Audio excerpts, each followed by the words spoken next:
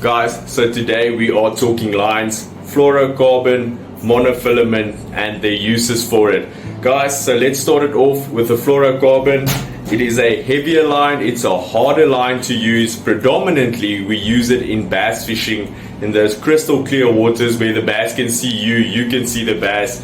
That's when we start implementing the fluorocarbon, guys. So then you tie a leader on with your fluorocarbon. It makes your lure invisible. Not the lure is there, but that leader piece of your line is invisible, and you will catch more fish. So predominantly we use fluorocarbon for bass fishing when the water is clear, the fish is hard to come by, it's hard to get a fish. Then we start using the fluorocarbon.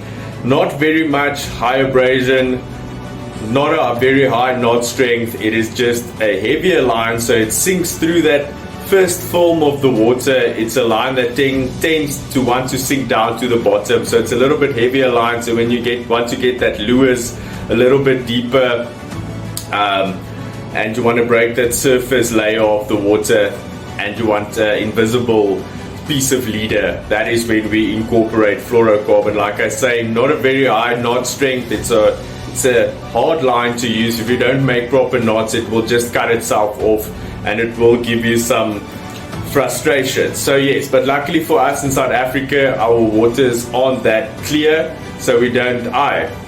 That's just my preference. I don't use fluorocarbon that much.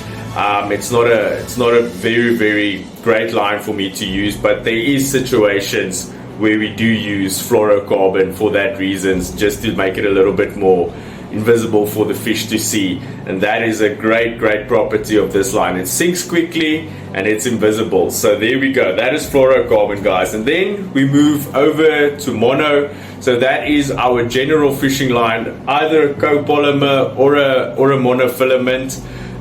It has a lot more stretch in it. It's a very much high abrasion, so when you will see with people fishing over rocks or snags or whatever, they have a thick mono leader because it can handle the abrasion, it has the stretch, and that is why we use monofilament. So you can do your hooks with it, you can use it as a leader line, you can it's a very much a general purpose fishing line that you can use in all your fishing, from bass fishing, rock and surf, to freshwater fishing. So monofilament and a copolymer is great for that. Like I say, very high knot strength, very much a very high abrasion rating, and a great all-purpose line to use in your fishing, guys.